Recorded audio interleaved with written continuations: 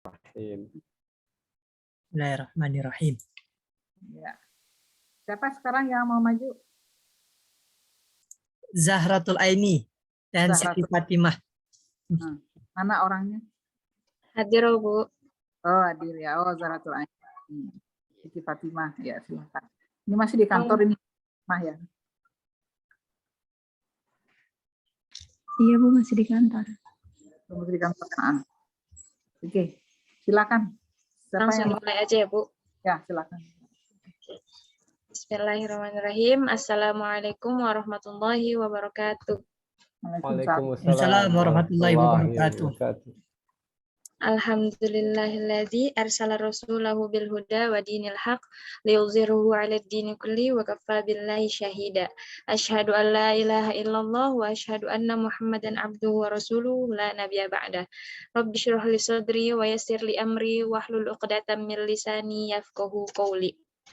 Yang sama-sama kami hormati dosen pengampu mata kuliah teknologi pembelajaran yakni Ibu Marhamah dan juga teman-teman kelas 5C yang kami banggakan.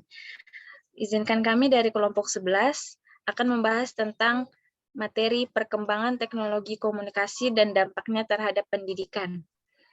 Oke, kami dari kelompok 11 yang beranggotakan 2 orang. Pertama, Siti Fatimah dengan NPM 311953 dan saya sendiri Zahratul Aini dengan NPM 31191185. Oke, untuk mempersingkat waktu, mari kita langsung masuk ke materi. Pertama, pengertian teknologi komunikasi. Kata teknologi berasal dari bahasa Latin yang berakar dari kata texere, yang artinya menyusun atau membangun. Artinya, teknologi merupakan sebuah perangkat untuk membangun aktivitas kita dan dapat mengurangi ketidakpastian yang disebabkan oleh hubungan sebab dan akibat untuk mencapai suatu tujuan. Sedangkan pengertian komunikasi menurut pakar Joseph A. De Vito adalah proses penyampaian dan penerimaan pesan di antara 2 orang atau kelompok kecil dengan efek dan feedback langsung. Menurut Bernard dan Gary Steiner bahwa komunikasi adalah proses transmisi informasi, gagasan emosi, keterampilan dan sebagainya yang menggunakan simbol-simbol dalam proses transmisi penyampaian pesan. Jadi, komunikasi adalah suatu aktivitas penyampaian informasi, baik itu pesan, ide, dan gagasan dari satu pihak ke pihak lainnya, yang dilakukan secara langsung maupun tidak langsung. Berdasarkan kesimpulan di atas, maka pengertian teknologi komunikasi adalah sebuah sistem peralatan perangkat keras yang dibuat karena ada kendala dari segi ekonomi, sosial, politik yang digunakan untuk mengatasi, mempermudah dan meningkatkan indera pendengar dan melihat untuk digunakan untuk mengumpulkan, memproses dan bertukar informasi. Selanjutnya, yakni tentang sejarah teknologi komunikasi. Teknologi mencakup 2 aspek, yakni teknologi informasi dan komunikasi, atau yang biasa disebut TIK. Teknologi informasi ini meliputi segala hal yang berkaitan dengan proses, penggunaan sebagai alat bantu, manipulasi, dan pengelolaan informasi. Sedangkan teknologi komunikasi adalah segala sesuatu yang berkaitan dengan penggunaan alat bantu untuk memproses dan mentransfer data dari perangkat yang satu ke yang lainnya. Istilah TIK,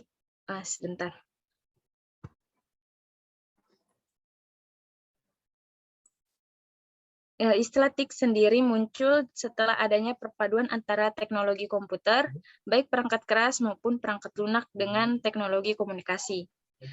Memasuki abad ke-20, tepatnya antara tahun 1910 sampai 1920, perkembangan TIK ditandai dengan sebuah transmisi suara tanpa kabel melalui siaran radio yang pertama. Kemudian diikuti pula oleh transmisi audio visual tanpa kabel yang berwujud siaran televisi pada tahun 1940-an.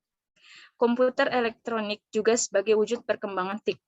Beroperasi pertama kali pada tahun 1943, lalu diikuti oleh tahapan miniaturisasi komponen elektronik melalui penemuan transistor, pada tahun 1947 dan rangkaian terpadu. Perangkat telekomunikasi berkembang pesat pada saat teknologi digital mulai digunakan, menggantikan teknologi analog. Teknologi analog mulai terasa menampakkan batas-batas maksimal pengeksplorasiannya. Digitalisasi perangkat telekomunikasi kemudian berkonvergensi dengan perangkat komputer yang sejak awal merupakan perangkat yang mengadopsi teknologi digital. Bila revolusi industri menjadikan mesin-mesin sebagai pengganti otot manusia, maka revolusi digital karena konvergensi telekomunikasi, komputasi multimedia terjadi melalui implementasi teknologi digital, menciptakan mesin-mesin yang mengganti atau setidaknya meningkatkan kemampuan otak manusia. Oke, selanjutnya akan dibacakan oleh rekan saya, yakni Siti Fatimah. Halo, Siti Fatimah. Iya, halo. Slide selanjutnya ini yaitu perkembangan teknologi komunikasi sekarang. Perkembangan teknologi komunikasi saat ini berkembang dengan pesat. Munculnya berbagai macam perangkat teknologi komunikasi dengan teknologi tingkat tinggi. Ini didorong oleh kebutuhan manusia untuk menghadapi masalah yang dihadapi dalam waktu yang singkat. Namun sekarang bisa melakukan komunikasi dengan jarak yang jauh dengan memperlihatkan wajah kita maupun sebaliknya. Sekarang muncul media sosial yang digunakan untuk memudahkan antar bangsa atau dunia untuk melakukan pertukaran budaya. Munculnya media cetak dengan adanya media cetak sangat membantu manusia dalam kehidupan dengan adanya media cetak orang tidak repot-repot untuk menebarkan informasi atau mendapatkan informasi.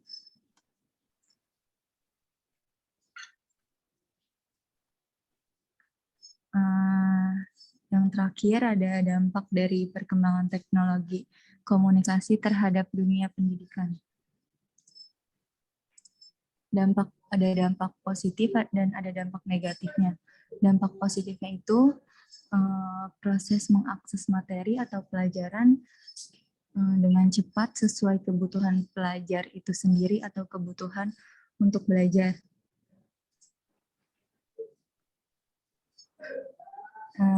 Inovasi e-learning membuat belajar semakin menarik. Kemudian sistem administrasi cepat dan mudah bagi pegawai, staf, dan sebagainya. Selain kita mendapat pembelajaran di mana saja, kita juga bisa belajar tidak harus bertatap muka dengan guru atau dosen karena bisa saja hanya melalui kuliah atau belajar online. Ketika kita mengerjakan suatu penelitian atau lain sebagainya, kita bisa saling berbagi dengan mudah seperti transfer file dan lain sebagainya. Mengurangi ketertinggalan dari negara maju karena negara di luar sana sudah banyak memanfaatkan teknologi untuk pendidikan. Perpustakaan online bisa membaca buku melalui perpustakaan online lainnya. Kemudian kita juga bisa melakukan diskusi bersama teman-teman, tetapi hanya melalui online. Dan dampak negatifnya itu tanpa kita sadari pada saat ini, pada saat kita melakukan atau menggunakan akses internet, maka kita akan mengeluarkan biaya yang cukup besar, seperti akses internet memerlukan jaringan internet, dan hal ini perlu kita menggunakan biaya seperti jaringan Wi-Fi dan lain sebagainya. Hingga kini terkadang membuat penambahan pada pengeluaran kita sehari-hari. Salah satu dampak negatif televisi adalah melatih anak untuk berpikir pendek dan berkonsentrasi dalam waktu yang singkat. Penyalahgunaan pengetahuan bagi orang-orang tertentu untuk melakukan tindak kriminal. Kita tahu bahwa kemajuan di bidang pendidikan juga mencetak generasi yang sibuk, berpengetahuan tinggi, tetapi mempunyai moral yang rendah. Contohnya dengan ilmu komputer yang tinggi, maka orang akan berusaha menerobos sistem perbandingkan dan lain-lainnya. Tidak menjadikan TIK sebagai media atau sarana satu-satunya dalam pembelajaran. Misalnya kita tidak hanya mendownload, tetapi masih tetap membeli buku-buku cetak. Tidak hanya berkunjung ke digital library, namun juga masih berkunjung ke perpustakaan. Mempertimbangkan pemakaian TIK dalam pendidikan, khususnya untuk anak di bawah umur yang masih harus dalam pengawasan ketika sedang melakukan pembelajaran dengan TIK.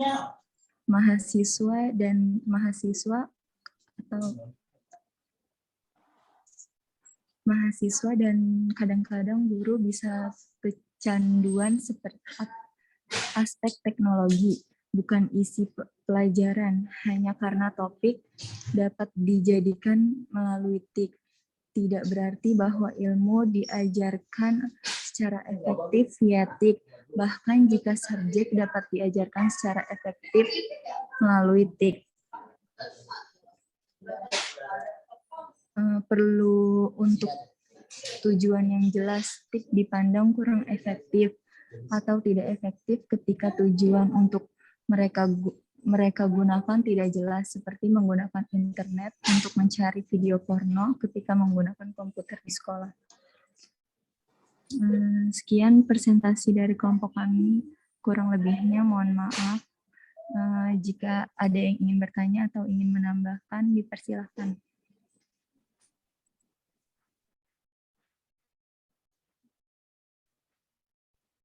Silakan siapa yang mau bertanya.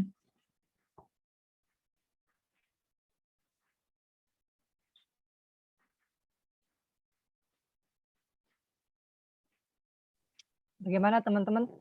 Mungkin ada yang mau ditanyakan dari penyampaian kedua pemakalah, Saudari Zahratul Aini dan Saudari Siti Fatimah.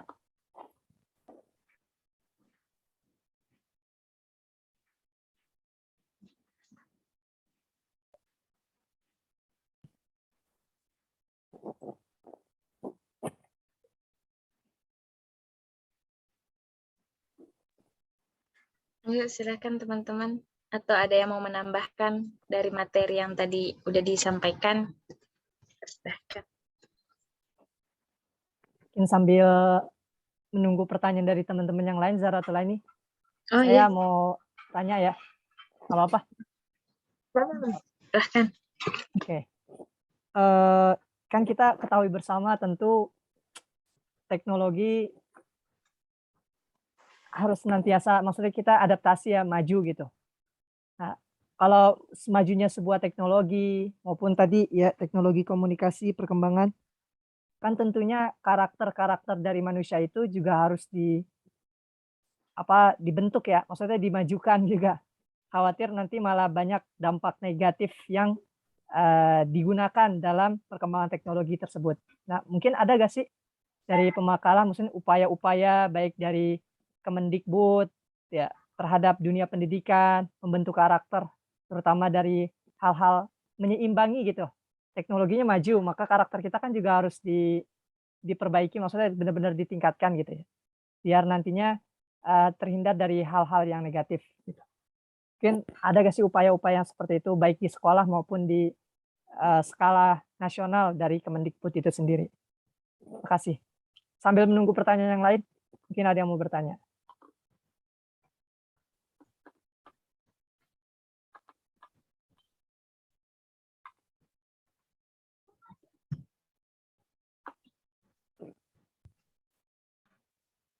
Silahkan siapa yang mau bertanya.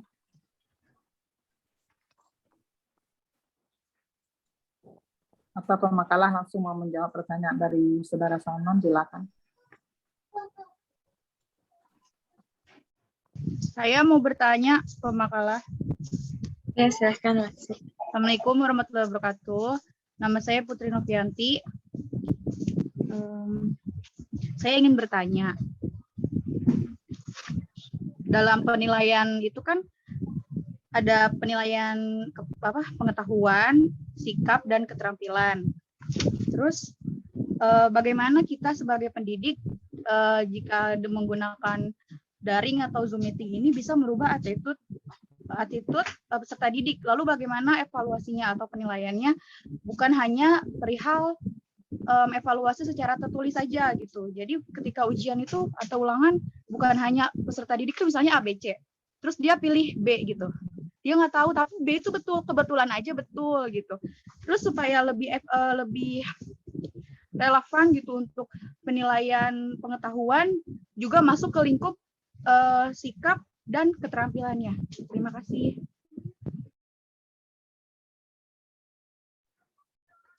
Baik, terima kasih yang sudah bertanya.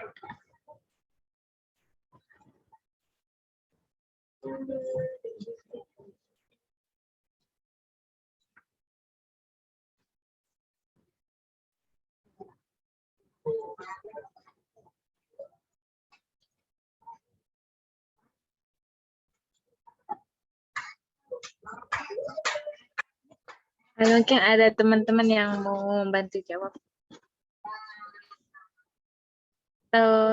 Siti Fatimah mungkin.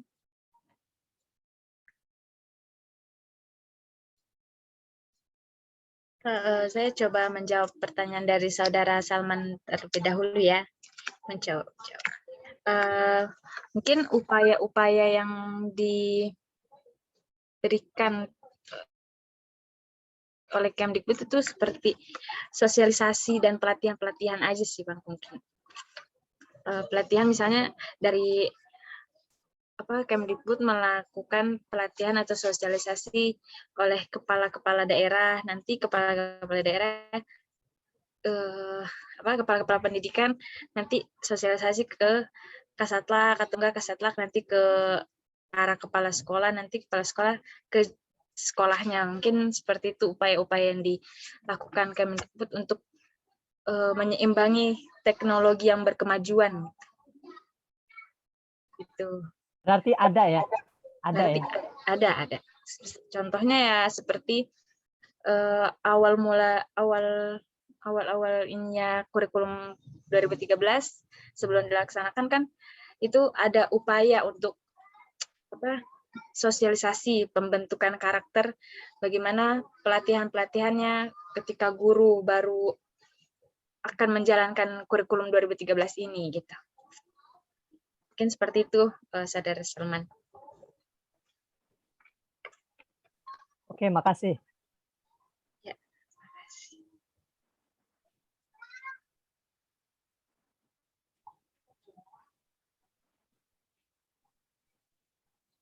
Mungkin Siti Fatimah mau menambahkan?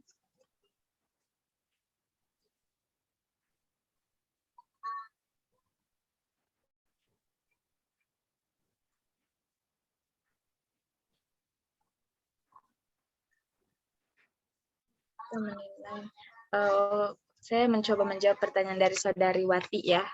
Mohon dibenarkan jika ada salah. Kalau untuk kan seorang guru juga manusia biasa gitu. Jadi dia bisa mengontrol siswanya itu hanya dari di lingkungan sekolah aja gitu, nggak bisa mengontrol apa yang dilakukan di rumah atau apa di lingkungannya. Cuma yang kita beri kesadaran itu ketika di sekolah upayanya paling melakukan pembiasaan gitu atau dilihatin sifat-sifat baik atau perilaku-perilaku yang baik itu yang akan itu mungkin bisa memicu untuk keterampilannya atau attitude-nya yang benar-benar attitude gitu, bukan sekedar materinya aja gitu mungkin. Gimana nanti bisa ditangkap jawabannya? Atau kurang Kalau jelas? nggak ke sekolah gimana, Ai? Secara Zoom meeting kan kita nggak bisa lebih efisien ya dalam penilaian evaluasi siswa gitu, apalagi mencakup 3 kognitif dan yang lain-lain tadi gitu. Ya, sebentar ya Wati.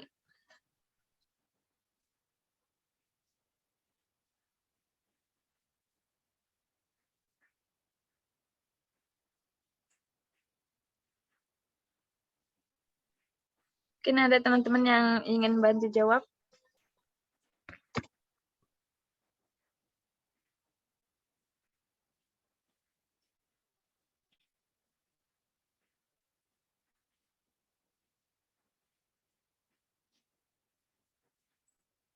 Silakan, mungkin ada tambahan dari teman-teman yang lain disampaikan, boleh. Ada Fitriani, silakan Fitriani. Oh, mungkin Monica, atau ditambahkan oleh pemakalah juga, Saudari Siti Fatimah.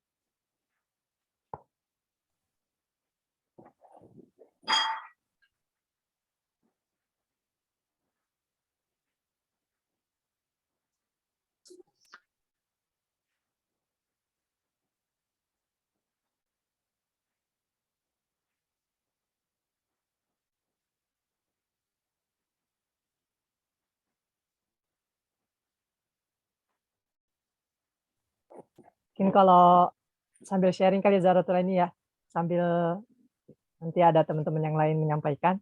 Kalau untuk menilai, mungkin untuk saat ini kan ada, kalau nggak salah PTM ya, jadi pembelajaran tatap muka, walaupun tidak menyeluruh, tapi di situ pendidik juga bisa menilai dari segi sikap maupun keterampilannya gitu.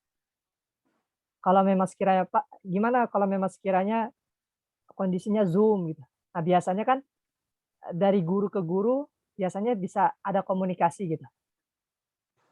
Contoh dia kelas 5, bisa tanya juga sama guru-guru yang sebelumnya tatap muka gitu, di guru kelas 4 gitu.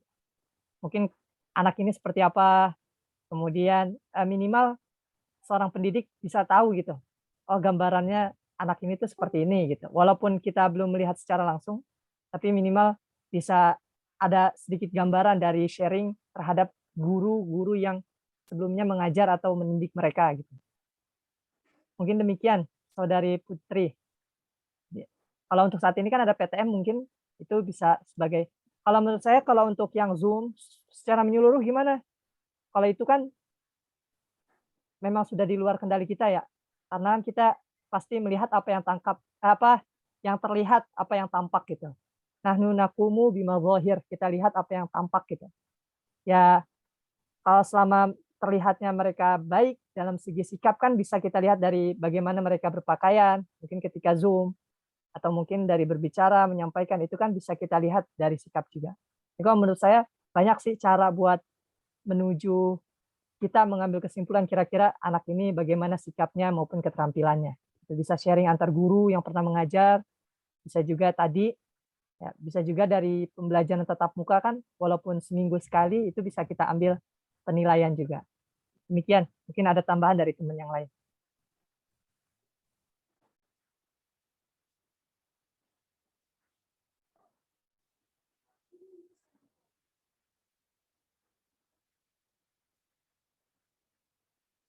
Baik, Wati, gimana atas jawabannya Bang Salman? Mungkin puas, Saudari Wati?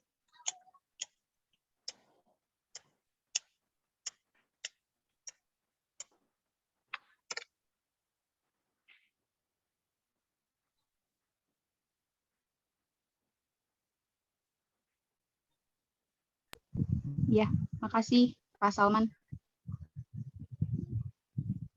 Alhamdulillahnya kan sekarang udah ada PTM ya, walaupun ada yang 2 minggu sekali, ada yang seminggu sekali, terus digilir juga kan. minggu ini kelas berapa gitu. Jadi paling enggak walaupun cuma sebulan dapat berapa kali pertemuan kan kita bisa ngelihat secara langsung gitu, bukan cuma dari layar anak-anak kita gitu. Yang ini kan kayak yang 1 tahun belakangan itu kan sama sekali nggak tatap muka gitu, bahkan dia ke temen sebangkunya aja mungkin nggak kenal gitu, nggak akrab, nggak beda kan ketika Zoom dengan bertemu secara langsung, euforianya kan pasti beda.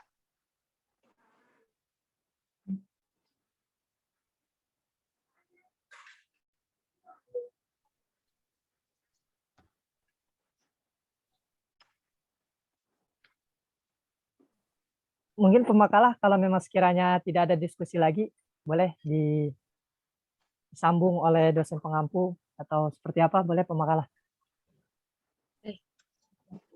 Ya, mungkin teman-teman udah paham semua dari materi yang kita sampaikan ya.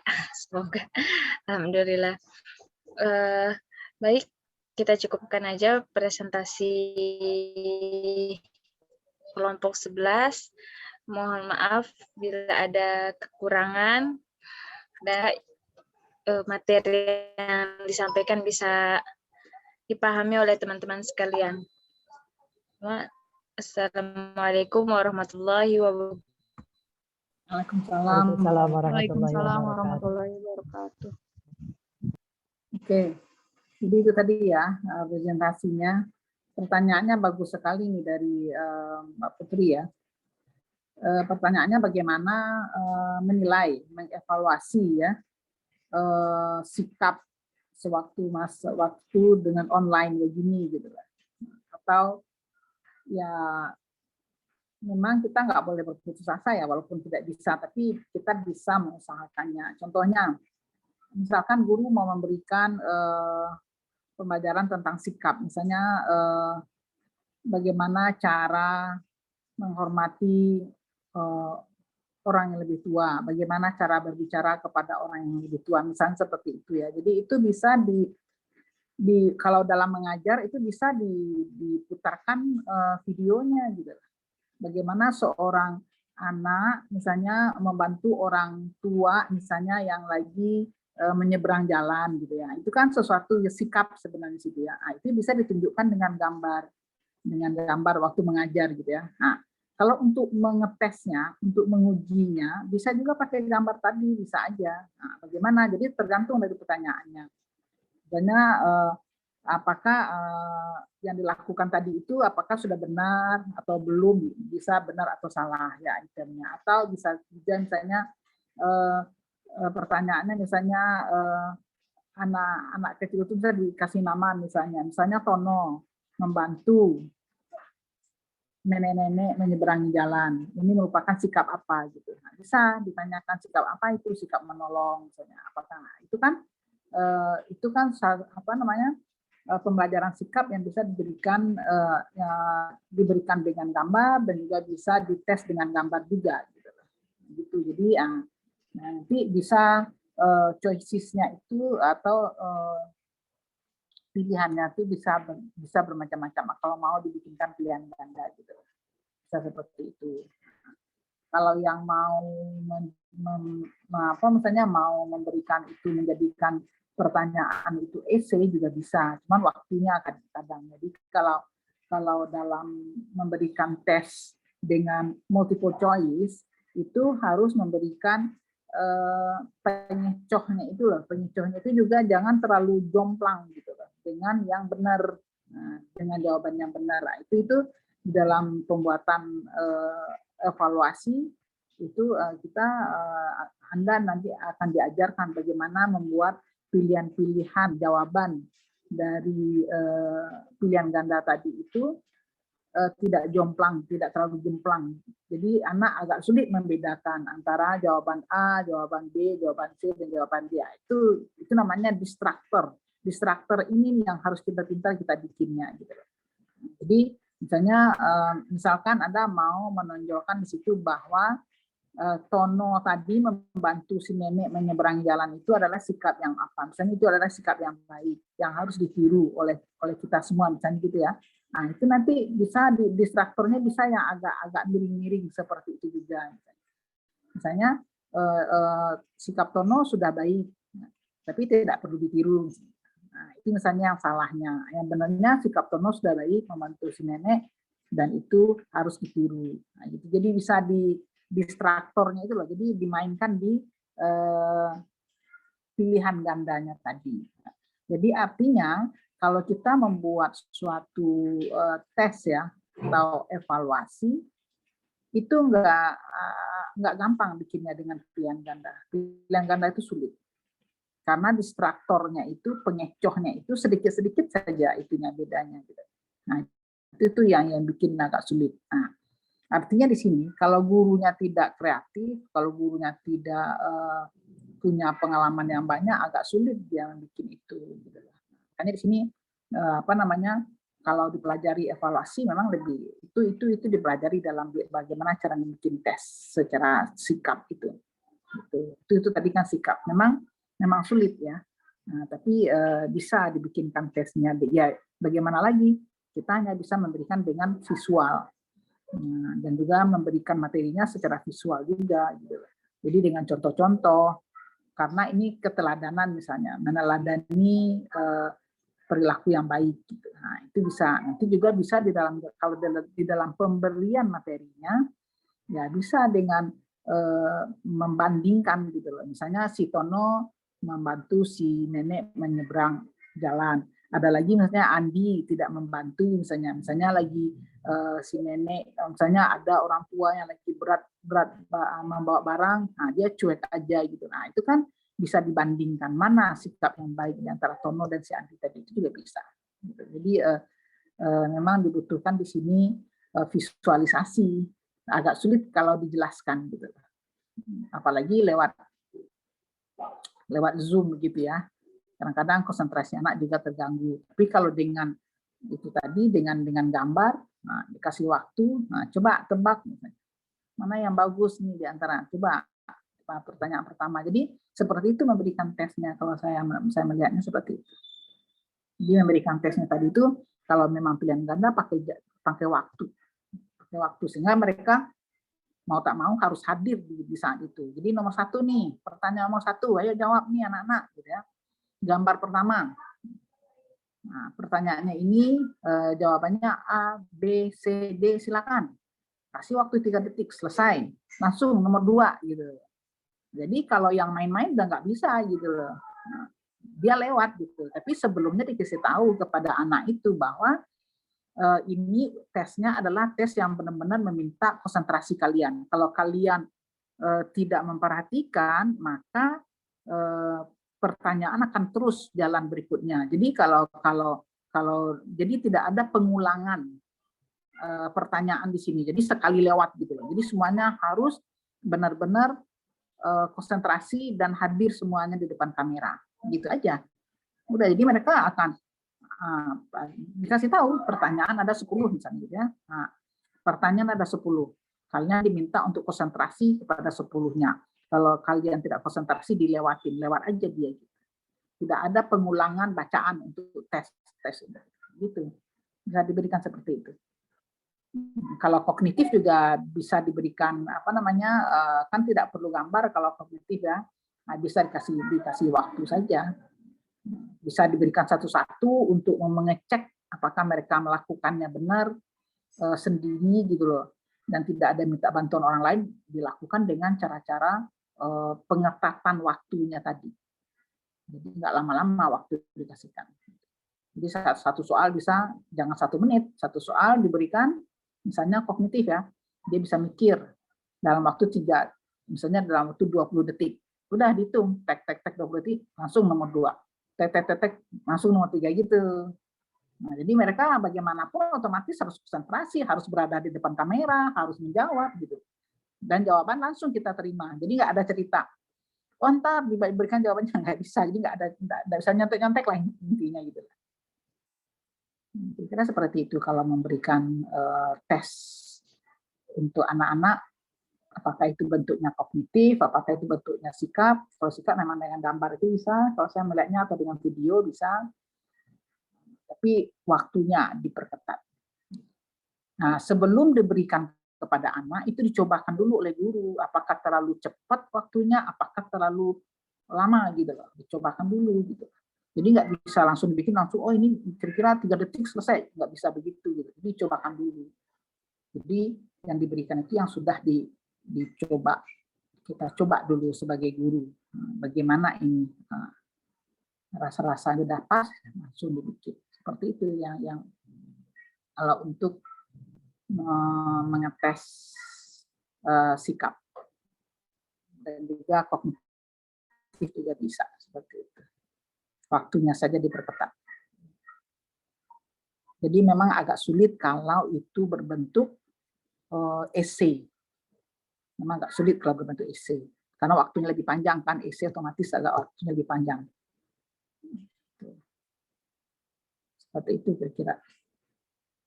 Bagaimana, ada tambahan informasi silahkan. Atau masih ada yang masih unek-unek silahkan bertanya.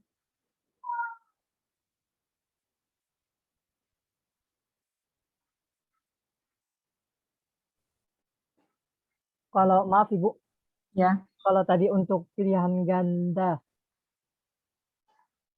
dengan waktu yang memang di efisien kayak gitu Bu, kadang kan banyak dari wali murid mungkin ya, yang ini kok terlalu cepat atau apa gitu. Dari 40 atau 50 soal kita kasih waktu 20 menit atau tapi kita udah coba gitu. Dengan waktu 20 menit itu lebih efektif. Itu memberikan pengarahannya seperti apa Bu ya?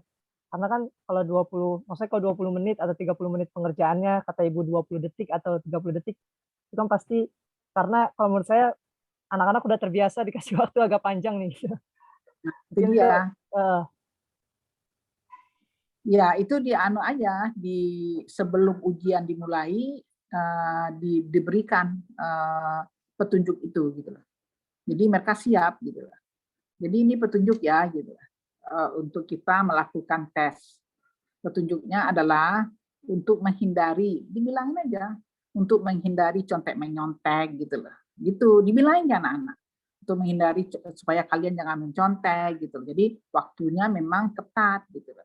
Untuk menghindari Anda itu bisa nanya-nanya kiri kanan, itu nggak bisa, dibilangin gitu loh. Sehingga mereka, saya kira paham gitu mereka ya untuk itu ya.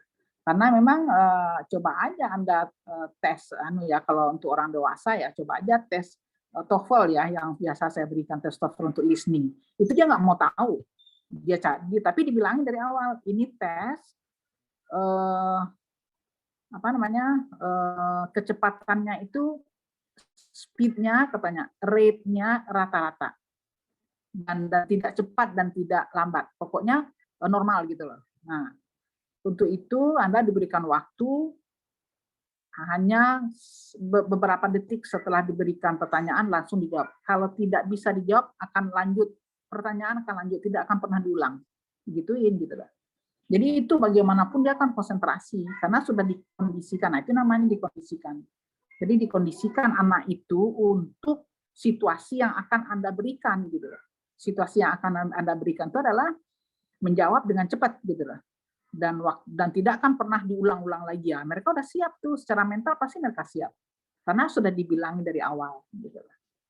Jadi maaf ya, nanti siapa yang tidak bisa menjawab misalnya sudah karena terlalu konsentrasi ke nomor 1 atau nomor 2 udah diberikan lagi masih belum juga ya lewat gitu aja. Jadi tidak ada no excuse lah, tidak ada maaf bagimu gitu istilahnya. Jadi artinya dikasihkan itu dari awal. Jadi biasanya mereka pelan-pelan tuh akan terbiasa. Oke lah dari awalnya mungkin karena ini baru misalnya gitu. Anda bilang tadi anak-anak sudah terbiasa agak longgar waktunya, ya jangan terlalu ketat banget gitu lah. Jadi agak sedikit dilonggarkan, gitu, agak lama lah dikit. Gitu. Nah, udah belajar kan begitu nanti ditingkatkan lagi. Nah, ini anak-anak kemarin kok udah nyobain ya, kelihatannya hasilnya bagus loh. Nah, sekarang kita akan mulai lagi nih mencoba tes ini, tapi waktunya lebih cepat loh dari kemarin. Nah, bisa gitu. Jadi artinya dilatih mereka gitu loh.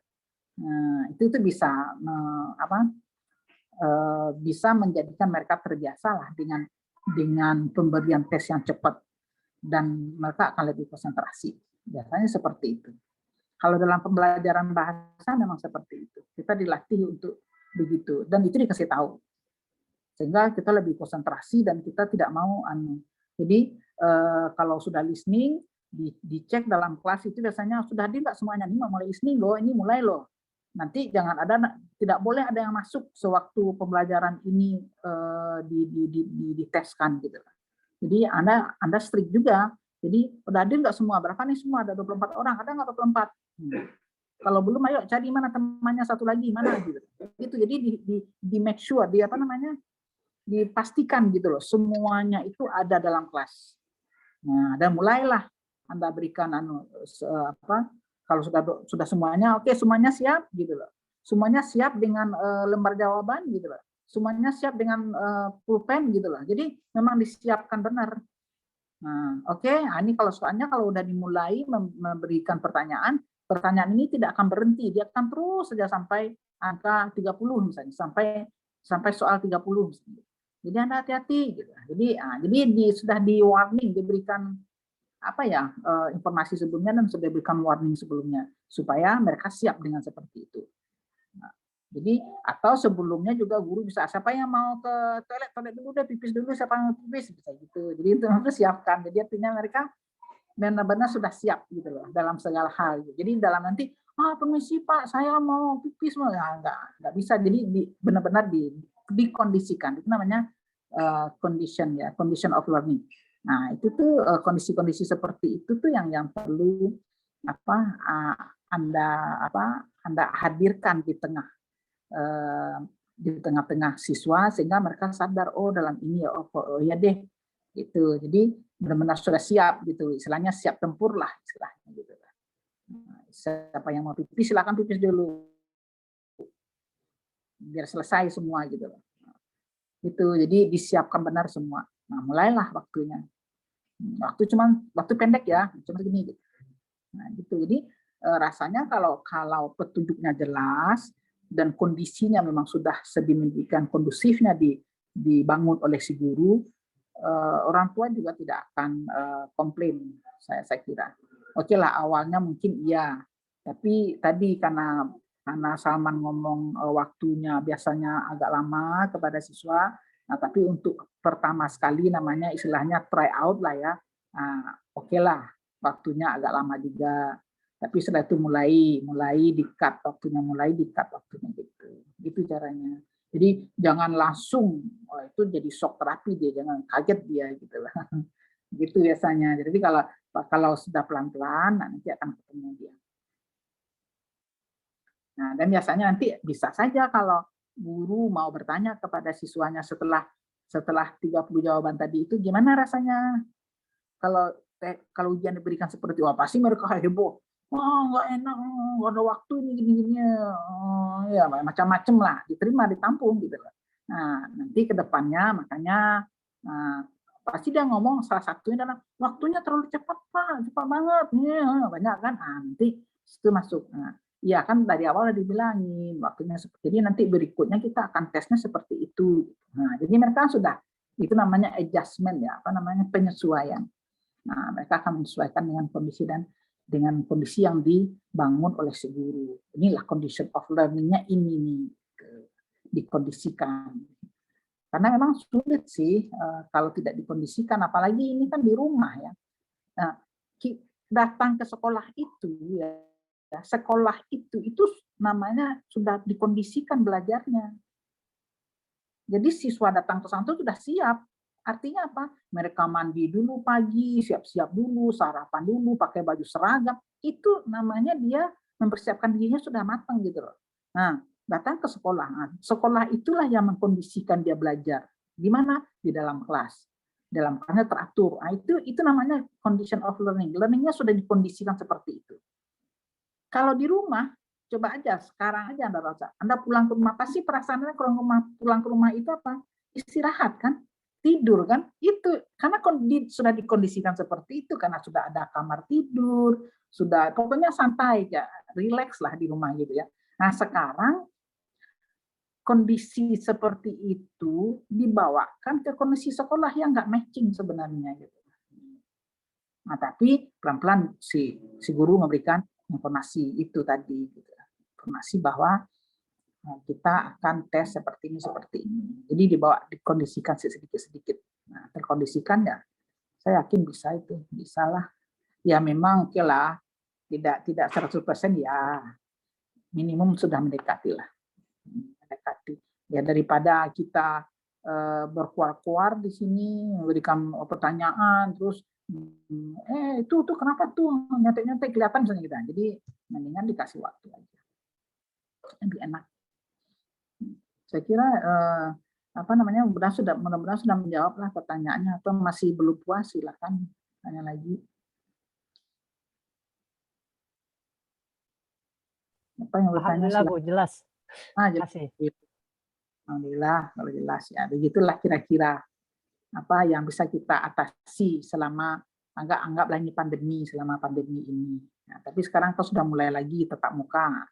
Kalau dengan tatap muka tuh udah bisalah guru berperan sebagai yang diteladani, itu sudah bisa, siswa sudah bisa melihat dengan matanya sendiri, sudah adalah secara istilahnya sudah ada kaitan secara psikologis, itu sudah terjalin kalau sudah ada pertemuan tatap muka.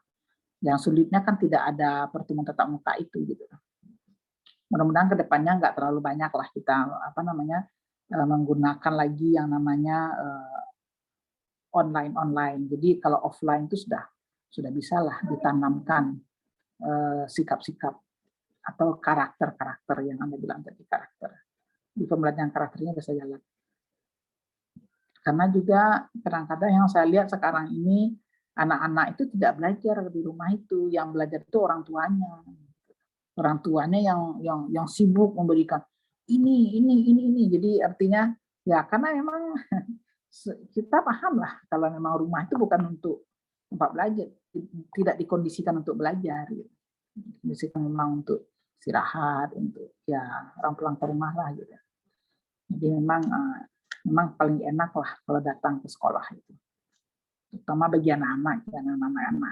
Kalau yang sudah dewasa bisa dia mengkondisikan sendiri dirinya untuk belajar, bisa itu. Seperti itu.